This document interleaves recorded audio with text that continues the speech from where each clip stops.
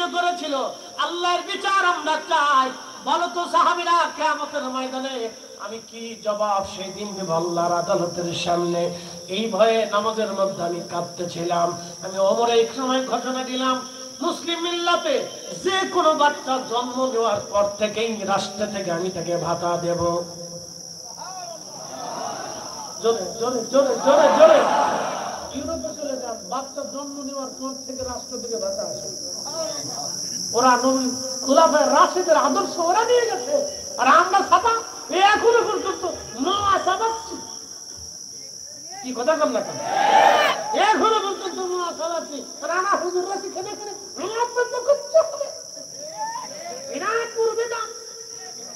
বেদাত বেদাত করতে করতে করতে করতে তখন পূজা মণ্ডপে যায় ঘুরতেছে।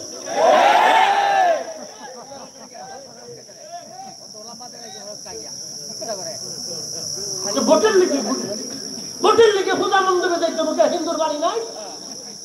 কথা কর না কেন?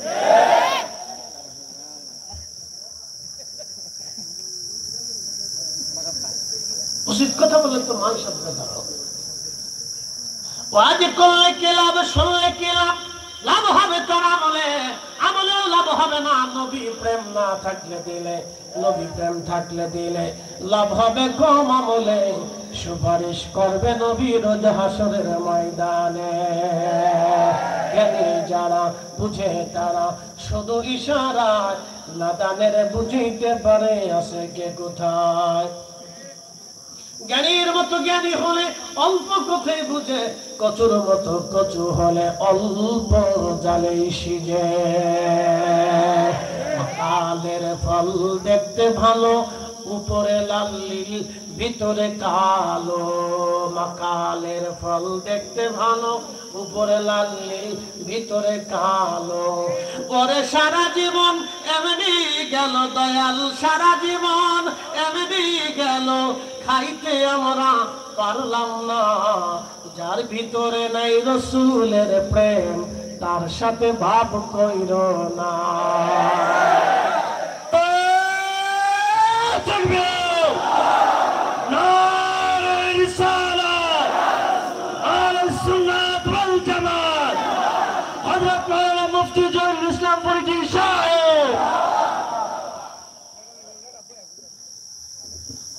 বিশ্বরামপুরবাসী, আমি কি কষ্ট দিয়ে ফেলতেছি আপনাদেরকে?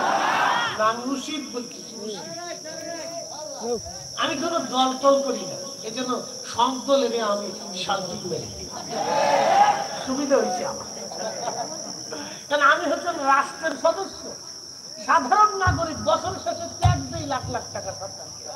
আমি যদি একবার গনে গনে দিয়ে দিই,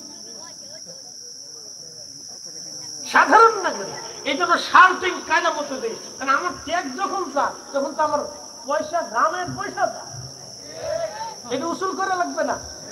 টাকা কই গেল আমার হিসাব চাইতে হবে না। কথা বলবে খুব মনোযোগ দেবেন। আগেই বলছিলাম যারা ওয়াজ শোনার দরকার তারা ওয়াজ শোনে না। কথা ঠিক আছে না? বাইতুল মুকাররমের উচিত ছিল প্রত্যেক বাইতুল মুকাররমে অন্তত মাসে অথবা প্রত্যেক জুমাতে যারা এমপি মন্ত্রী মিনিস্টার আছে তারা নামাজ পড়তে যাবে। কথা কন না কেন? আমি মালয়েশিয়া গেলাম, মালয়েশিয়ার পুত্র জায়া, যারা মালয়েশিয়ার জান বা থাকেন তারা জানেন পুত্র জায়া এটা হচ্ছে মালয়েশিয়ার প্রশাসনিক একটা শহর, সুন্দর চমৎকার একটা দামি শহর। এই পুত্র জায়ার একটা সুন্দর মসজিদ আছে। এই মসজিদের সামনে মালয়েশিয়ার পার্লামেন্ট। এই পুত্র জায়ার মসজিদে নামাজ পড়লাম আমি। মাগরিবের আগে দেখলাম আজানের আগে ওরা কোরআন তেলাওয়াত করতেছে এবং দুরূদ শরীফ পড়তেছে, আর আমরা আজানের আগে দুরূদ পড়লে খালি বেদাতের ফতোয়া। আমি হুজুর গাউসে পাকের আওলাদের বাজারে গেলাম মালয়েশিয়া, দেখলাম আজানের আগে দুরূদ পড়তেছে, কোরআন তেলাওয়াত করতেছে। চলে গেলাম মালাক্কার চাইনিজ মসজিদ, একেবারে চাইনিজ মুসলমানদের প্রথম মসজিদ মালয়েশিয়া, শত শত বছর আগের গড়া মসজিদ। চাইনিজ সিস্টেমে মসজিদ তৈরি করা, বড়ই চমৎকার সুন্দর। তাই দেখলাম বড় বড় ডেকসি। জিজ্ঞেস করলাম ব্যাপার কি, ডেকসি কেন? কয় হুজুর প্রত্যেক নামাজে অথবা প্রত্যেক জুমাতে রাত তাবারক রান্না করে